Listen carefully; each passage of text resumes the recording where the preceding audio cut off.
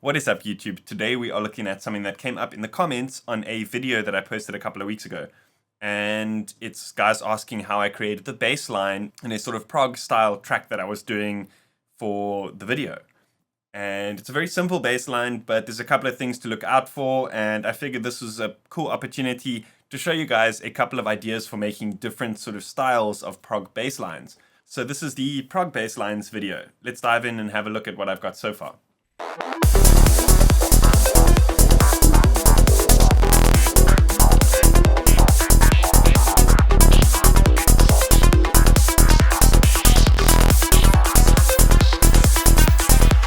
So this track's got a very sort of rhythmical sort of element to it. So I figured I'm going to start off with a sort of rhythmic kind of bass line. And I'll show you guys a couple of key elements to look out for.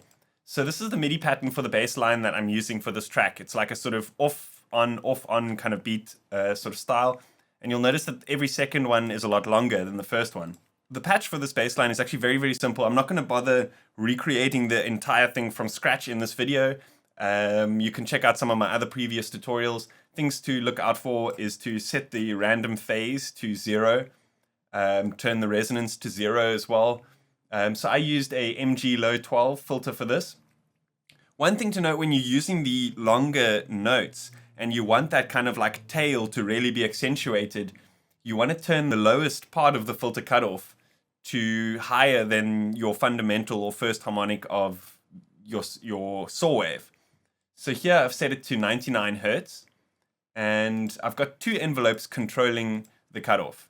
One is a wider envelope than the other one, and the reason I do that is to create a very much sort of more pluck element to the sound than you can create with just one envelope. So I have explained this theory in another video, but you can kind of copy what I've got here if you want this exact sound. And then the effects, here I just used a soft clip distortion set to about 80%, mixed to about 40%, just to add a little bit more warmth to the sound. And that's it for that bass line. So then we've got more of an on-beat kind of bass line. And this is the style of bass that I used in the previous video that actually sparked the comments.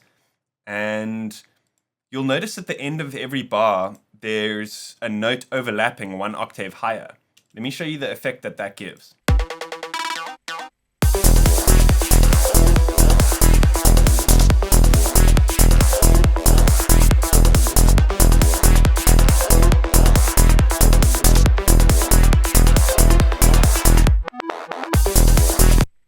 So things to look out for when you're making this type of bass line, I actually just copied the patch over onto this channel. And I set here at the bottom, I set these two controls, mono and legato on, and then I turned the portamento up to 380. So it's important if you want to create this type of sound to use a plugin that's got legato, or to find that legato setting and enable it. So what legato means is it doesn't reset the envelopes and the sort of time-based parameters in the patch every time that a note is triggered, specifically when overlapped. So you don't get the envelope re-triggering when it does the sweep upwards, if that makes sense. I'll play it with legato and without legato in that last little section so you can kind of hear exactly what I'm talking about.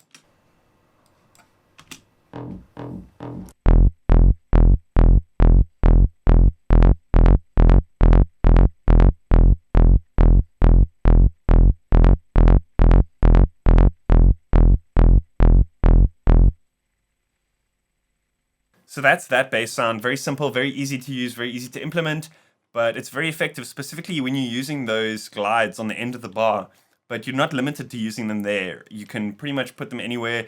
It's cool to create a kind of LFO kind of shape, if that makes sense. I've outlined a lot of these glide basses in a previous video as well, so you guys can obviously check that out if you want as well. So then we've got the sort of, I call it the thunder kick bass. And what happens here is, let me actually just play it for you.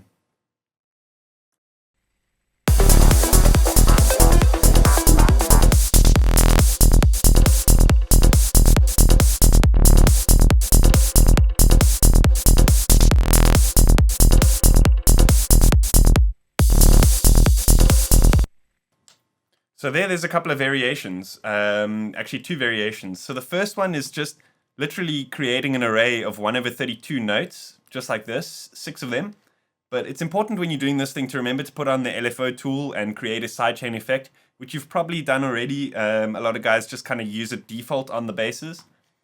And then the other variation, what I did is I just duplicated the channel, created one long note, and then opened the patch and set it to init. So it's just playing a saw wave.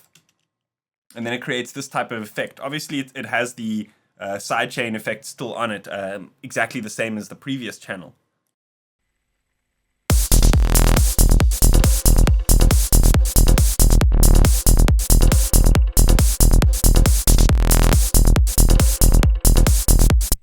And you're not limited to using like each of these sounds kind of one by one. You know, you could always bounce out audio files and kind of sequence them in a loop, or you could create, you know, various layers. And, you know, when I'm kind of producing more progressive stuff, I like to create multiple bass lines and kind of sequence the MIDI so that you've got what sounds like one continuous synth creating all the different sounds.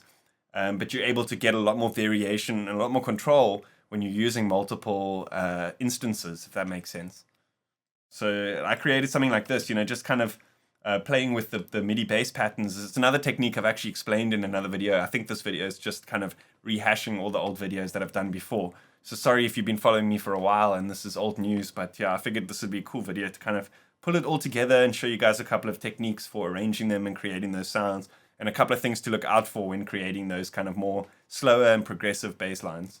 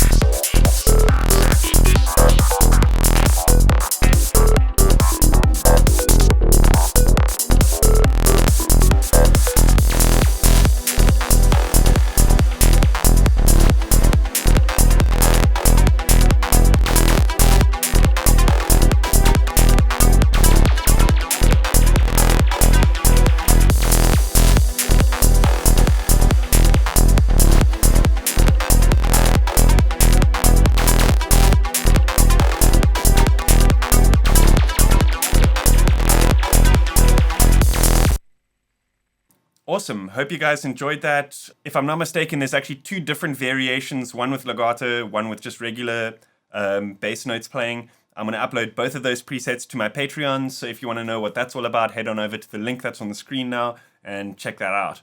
A big thanks to IDM Mag, proud supporters of the dance music scene and my channel.